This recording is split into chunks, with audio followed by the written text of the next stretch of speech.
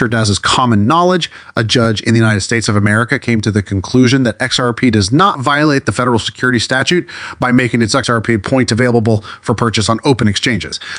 This ruling resulted in a huge legal victory for the cryptocurrency industry, which led to a large increase in the value of XRP. According to the data, the value of XRP had climbed by 75, but it also helped the CFTC achieve a partial triumph. Within the context of the lawsuit brought forth by the SEC, the ruling made by United States District Judge Annalisa Torres was the first victory for a cryptocurrency firm. In spite of the fact that the verdict is restricted to the specific facts of the case, it is anticipated that it would provide more leverage to other cryptocurrency companies that are engaged in a legal struggle with the SEC about the question of whether or not the regulator has jurisdiction over their products. An official from the Securities and Exchange Commission acknowledged the agency's contentment with a portion of the ruling, which determined that Ripple had violated the federal security legislation by selling XRP directly to customers who were informed about the cryptocurrency. It is possible to file an appeal against the decision if the judge gives permission to do so. Before the verdict will be handed down, an SEC representative stated that the review of the verdict was now being conducted by the regulatory body. Ripple scored a significant victory with the ruling that was made. Coinbase, the largest cryptocurrency exchange in the United States, has announced that it will once again allow XRP trading on its platform. This news is particularly significant for the industry as a whole in the United States. It was announced by Ripple Chief Executive Brad Garlinghouse in an interview on Thursday. The chief legal officer of Coinbase, Paul Grewal, posted some information on the time to raw list by selling XRP, which was developed by the inventors of Ripple in 2012. Coinbase shares concluded at $107 per share, representing a 24% increase. As a result of the SEC's investigation, the firm and its current and former chief executives have been accused of carrying out an unregistered security transaction that was worth $1.03 billion. The cryptocurrency industry has been paying close attention to the case, which disproves the assertion that the vast majority of cryptocurrency tokens are securities and are therefore subject to the rigorous investor protection legislation that are in place. Over 100 enforcement cases involving cryptocurrencies have been brought before the agency, and several of them have ended in settlements. These proceedings allege that various tokens represent securities.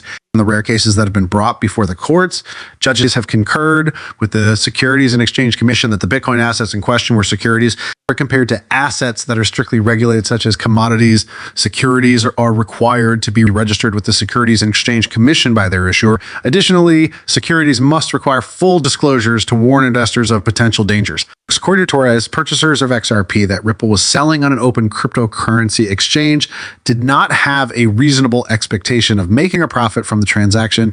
It can be concluded that the sales did not constitute offers of securities. According to her, buyers had no idea if their XRP payments went to Ripple or another seller because the transactions were blind bid-ask. Her phrase for such deals was blind. According to a ruling from the United States Supreme Court, Torres utilized a sort of security known as an investment contract. This type of security is characterized as an investment of money in a common company with rewards to come primarily from the efforts of others. According to Torres, the distributions of XRP that were made on cryptocurrency platforms by Garlinghouse and Chris Larson, the co-founder and former CEO of the company, as well as other distributions such as staff remuneration, did not constitute securities. Torres came to the conclusion the company's distribution of XRP to hedge funds and other high-end purchasers constituted to unregistered securities transactions, which resulted in a partial success for the Securities and Exchange Commission of America. According to Torres, Ripple was attempting to sell a speculative value proposition for XRP that was dependent on the efforts of businesses to build the blockchain infrastructure that would support the digital asset. It was clear that this was the case according to the marketing materials that the company distributed institutional investors.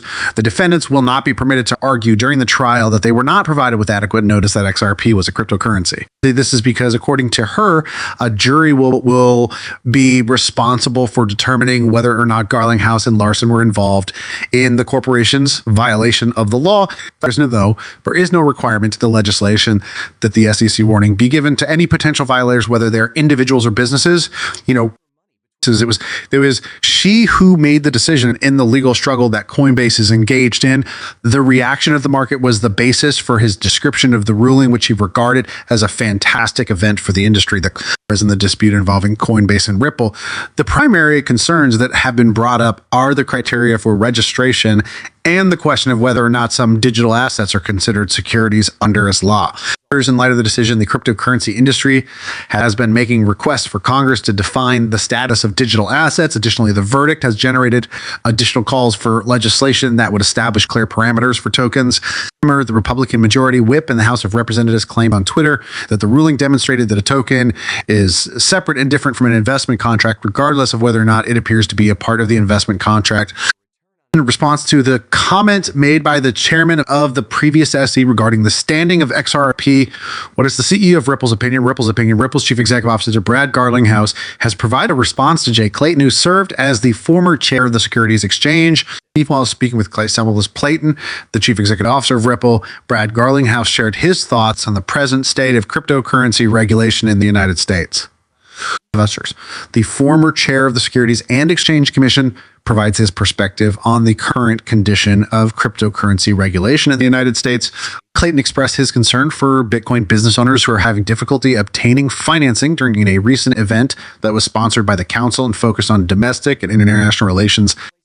I have a great deal of compassion for proprietors of businesses who are interested in requesting donations from members of the general public. When it comes to retail investors who are looking for opportunities like this, I feel a great deal of empathy. Stanley's the former chair of the Securities and Exchange Commission. Clayton advocated for the establishment of crypto-friendly rules by the United States government.